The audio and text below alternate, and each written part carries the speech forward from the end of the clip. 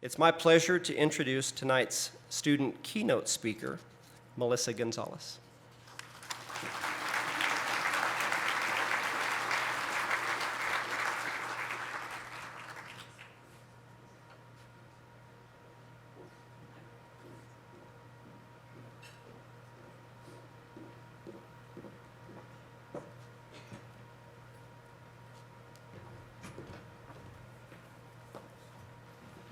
Hello. My name is Melissa Veronica Gonzalez. My pronouns are she, her, and ella, and I'm an adult learner and transfer student studying nutrition and dietetics. And this is my second year here at Colorado State University, and I'm incredibly grateful to share my journey with you today. I would like to first express my gratitude and unwavering support for the support that I've received from my community, mentors, and the generosity of many of you sitting here today. My journey would not have been possible without the spirit of philanthropy that you have provided. So recently, I participated in an icebreaker like most of us have been forced to do at one point or another. And the prompt that day was to share 3 major moments of your life. That should be easy, right? Well, let me tell you, 1, I did not expect to start bawling, and 2, I didn't realize how powerful these moments were in shaping my path as a student and individual. So let me start at the beginning. My first life moment was escaping a domestic violence situation with my mother and brother.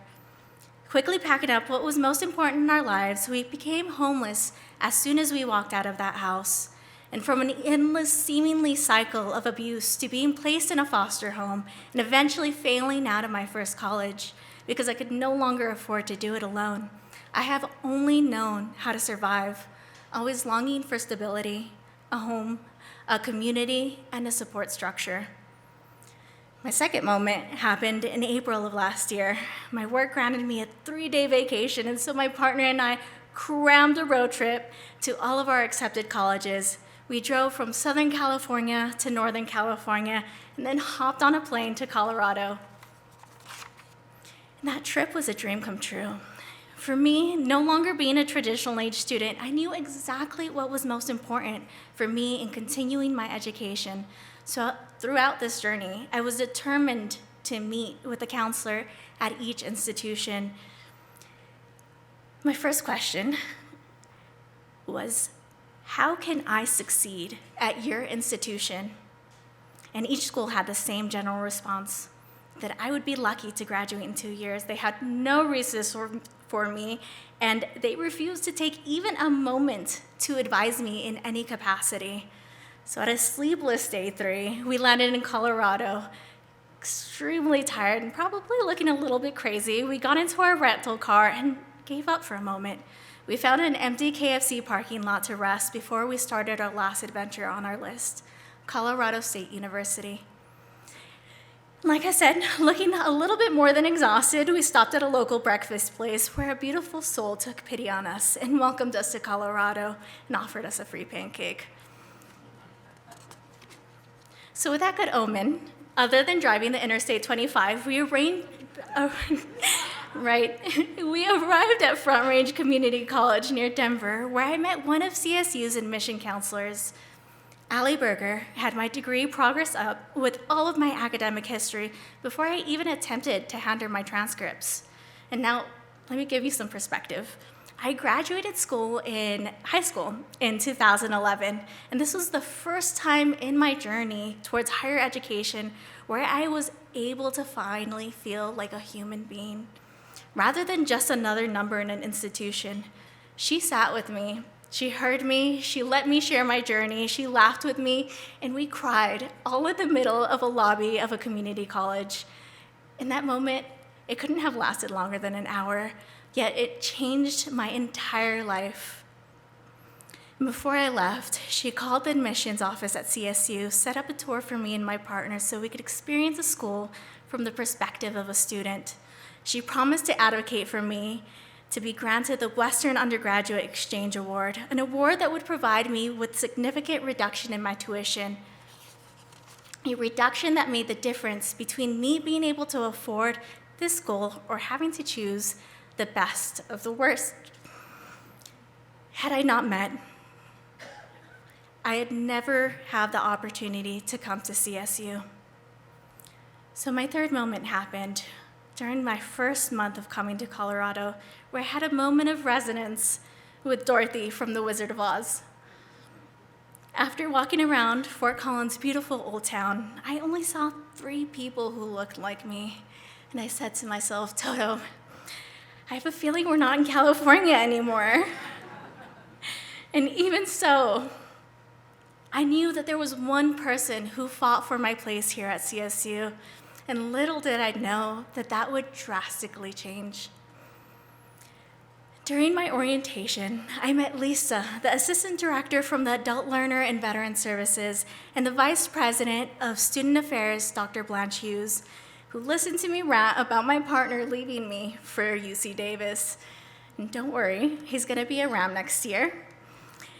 So when school started, I really made an effort to find a space to fit in here on campus. I wandered into our old Adult Learner and Veteran Services space and met the first folks who would become my family and my advocates. They kept me grounded while I worked as a full-time student and helped me through every crisis and empowered me to develop the skills to do the same for others. And this year, with your help, we finally had the grand opening of our new and beautiful office, which includes a space that holds one of the biggest pocket pantries on our campus, an invaluable resource for students experiencing food insecurity, as well as private study rooms and the resources to help student parents manage studies with the help of Rams Kids Village. And during the grand opening, I had the opportunity to stand with the leadership of this campus and help cut the ribbon, a memory that I will cherish for the rest of my life. And I will one day walk into that community space as an alum and remember that I was part of that moment. And so through the culmination of those moments, I stand here today. I am a Chicana, a non-traditional adult learner, and like many of my peers, I have had to fight and to survive to get into this very institution. And over the last year and a half, things have only gotten more exciting for me. The spirit of my mother and my ancestors and the love and empowerment of my community has given me the strength to create change. Together with the Adult Learner and Veteran Services and El Centro, I started expressing my want to have my community represented in both spaces. And through fostering these relationships, I created Puentes Bridges, a collaborative effort between both offices to create a community for those with similar intersecting identities, to provide the many resources, support, and opportunities that CSU has to offer. Now, I started this venture last year with 3 people, and struggling to find ways to reach out to mi gente, my people. At one point, I asked my group to bring their friends, and the response broke my heart. They told me that this group, Puentes Bridges, was all that they had, and I held those feelings. I felt those feelings of helplessness and rejection in my first years in undergrad as a traditional age student, and it was one of the many reasons why I was unable to make it to my degree that day. And so this is why we're working so hard on this collaboration. From the 3 people in our meeting last year to our meeting just last month, I was able to host 18 members. We danced and karaoke'd. We reminisced about our favorite home-cooked meals and laughed together. And I would like to share a few responses that I've gotten from the interest form for Puentes Bridges when I asked them what they hope to get out of this community. And the first, just unity and feeling included. The second, to become more connected with my culture, to know other people that have the same struggles as me. The third, healthy connections and supporting others. The fourth, meeting more Latinos in Colorado, getting to speak Spanish more. Without speaking it daily, I feel like I'm losing it. The fifth, create more inclusivity and a way to embrace where we come from, to show how proud we are to be Latinx. And the last one, to create a stable community that is inclusive. They all want to feel heard and included. And in the spirit of the counselor that day at Front Range Community College, and each one of the members of that college that fought for me, I am advocating for each one of these students to feel what I felt in the lobby of that community college. And as for what I want to do when I grow up, I was determined to make it out of here in 2 years. And feeling all of the pressures of the world closing in on me, since this July, I hit the big 3-0. Yeah. Right? Little did I know that when I first got here, I would be one of the cohorts, the first cohorts, of the McNair Scholars, breaking down the barriers now to pursue my PhD, hopefully here at CSU, in order to close the gap here in cultural representation and food inequalities worldwide. This inequality is my lived experience. One of the earliest memories I have was in the shelter with my mother and brother. It was our first night there.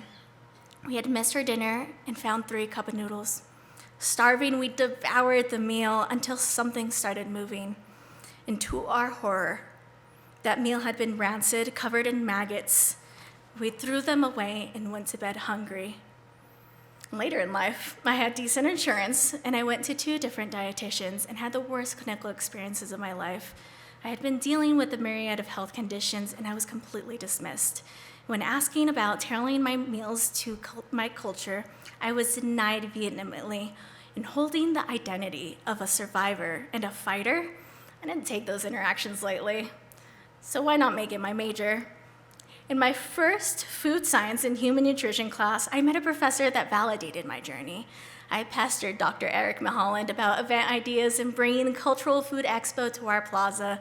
And while this is a logistical nightmare, we didn't give up on the idea. I started practicing the integration of my Latinidad in my academic journey and made a gluten-free, dairy-free, low FODMAP, rajas con crema. My classmates were excited about the chayotes and the meal that I was able to create. And by the second semester, I was running to Dr. Gentile, my department head, about the logistics of getting a PhD here, and turned that event idea into research. And fumbling around and trying to figure out what that even looks like, until I got the mentorship of a faculty member from my college. And by the end of this semester, I'll be working towards getting an institutional review board approval. My research should be completed within my undergrad, and my intervention will hopefully happen during my grad school here at CSU. What was a little event, like I said, is a collaboration. Now, this intervention will be in conjunction with the student diversity offices to show recipes by the students for the students. With the help of Rams Against Hunger, I hope to promote this amazing resource and to highlight all of the beautiful diversity we have here on campus. And it is your support that shows them that there are people willing to fight with them through the barriers and obstacles as they arise to continue their journey towards higher education. And this year, because of your support, I was able to leave one of my 3 jobs, and rather than just focusing on surviving, I have been given the opportunity to thrive, and I'm not the only one. With the impact of your support, new boundaries are being broken every day. Dylan Andrew Medina is an undergrad researcher, and this summer he published for the Journal of Physical Chemistry, was accepted into an accelerated master's program, holds a graduate teaching position as an undergrad, and is on the dean's list. Jessica Roig is also a fellow McNair scholar, a Latinx undergrad researcher who will hopefully publish this year with her mentor and holds the position of a peer mentor, also changing the lives of students each semester. And so every day I pass Newton's Corner, this beautiful sculpture near the chemistry building, and I read the engraving carved into the stone. If I have been able to see farther than others, it was because I stood on the shoulder of giants. And these giants to me is that CSU admissions counselor, my peers, my mentors, my teachers, and each one of you here tonight. So I want to thank you for being part of this incredible journey that I've been on.